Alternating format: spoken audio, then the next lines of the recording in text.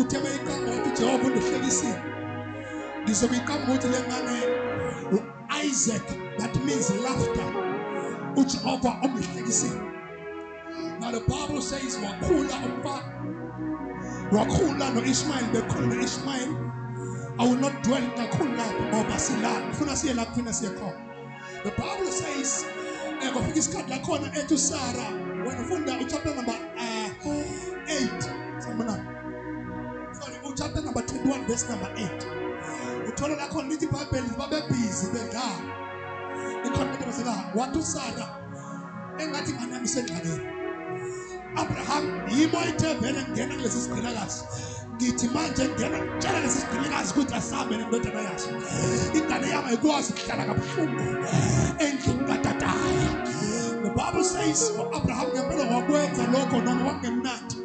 Kepha wakwenza lokho wahambiswa ngani nengane yakhe uIshmael. After that uNkulunkulu wabuya to test Abraham ngoba uNkulunkulu kuneyikhathi khona emtesta khona ukuthi wethembeke kangakanani kuye. How loyal are you to him?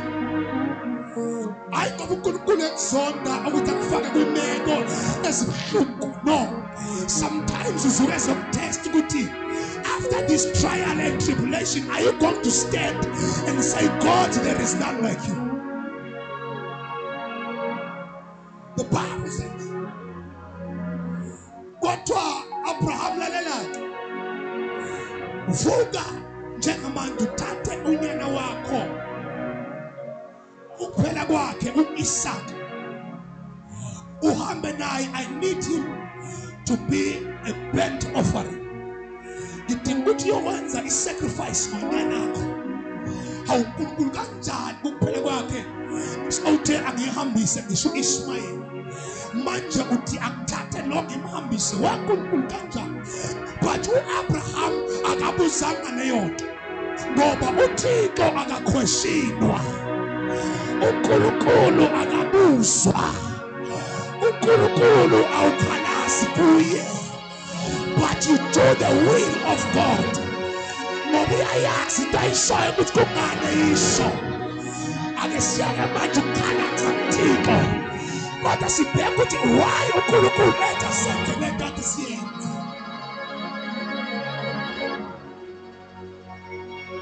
The Bible says Abraham wangatshela umuntu. Wangatshela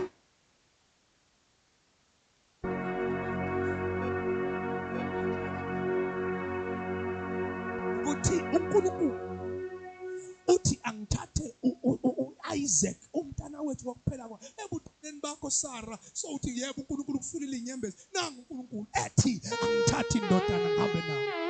Wangayikhuluma leyo nto wavuka wathi my son asambe sokwenza umhlatshelo kuNkulunkulu. Nawo umhlatshelo awazi ukuthi mina umhlatshelo. Sanibona tabachofela. The Bible says wahamba Abraham now abahambi bobabili kuphela. Kukhona nezinceku ebekade ziseva. Baphuma bahamba bathi siyokamba siyokwenza umhlatshelo now. Mind you, nezinceku azibusi ukuthi where is the lamb for the offering? Yabona siyahamba bathulile bonke uthe ubaba siyokwenza umhlatshelo noma ithe inkosi yethu siyokwenza umhlatshelo bahamba. When they approach indawo abaya kuyo lithi iBhayibheli lami wabuzwa uIsaka yabona siyahamba ukuthi siyafika endaweni. Baba nazi ku baba nangu nomlilo eyiphi imvu yomhlatshelo. Father, I can see the wood, I can see the fire. Where is the lamb? Underline kumbula the word lamb. Where is the lamb for a burnt offering? The Bible says unto Abraham, lalelake ndodana sambe uNkulunkulu yakuyipela. Ngaleso sikhathi naye akazi ukuthi izovelaphi. Kodwa uyakholwa uNkulunkulu othe akahamba. Akazi ukuthi izokwenzeka kanjani kodwa uyakholwa uNkulunkulu othe asame. Akayazi ukuthi izovela makwenze njani but ngiyakholwa ukuthi mayisekhulumile usekwenza noma yini mayisekhulumile uzoyenza indlela. Yes, I'm afraid. This is my only child. Yes, I can feel the pain, but the Lord has spoken.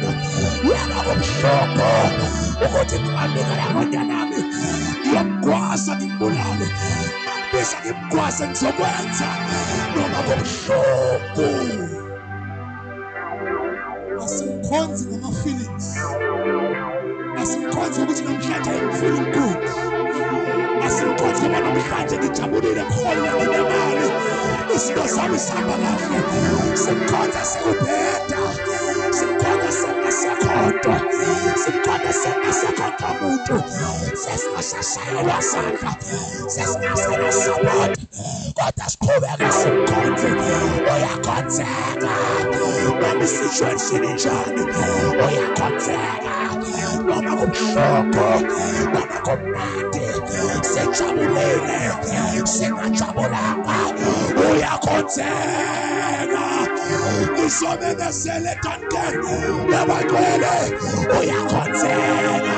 Sikhona izinto, singekho izinto, ikhona impumelelo, ingekho impumelelo, ukhona umshado, ungekho umshado, ikhona imali, ingekho imali, uyakhonzeka.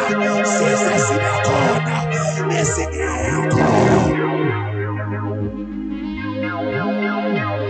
Sandela abazalwane othi namhlanje bayibonasile akithi bathi we-worship you kodwa makubisa abazalwane noma ungalalanga ekhaya ebusuku bekade unezimpi zamadimoni ekhabethena kukho ukudla, ifriji liyaduma, amanzi kakhulu, unamanzi kuphela, kodwa mawuvuka ekuseni uthi akekho onjengawe, uthi uyakhazimula, uthi uyingcwele, uthi uphakeme, uyisiqalo nasiphelo.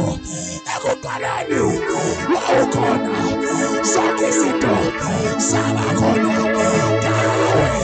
You are the beginning and the end, the genesis of everything that exists in heaven, that exists in earth, that exists underneath the earth.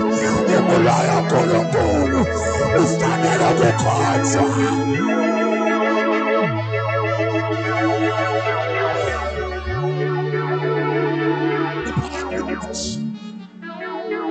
Wathi no-Abraham esiqedweni salani lapha manje, ngoba kunento ngiyoyenza angizuyenza kahle nikhona nizoyiphazamisa. Kuney'khathi lakhona bayokwenza into ubiza ukushiya nezixuku lezi, ushiye nalabantu ohlezi usarawunde ngabo, uthi le ifuna mina noThixo, le ifuna mina noNkulunkulu. Ekemasala kunama-fasting esinga-invite kuwona ukuthi ake sifasteni as a church.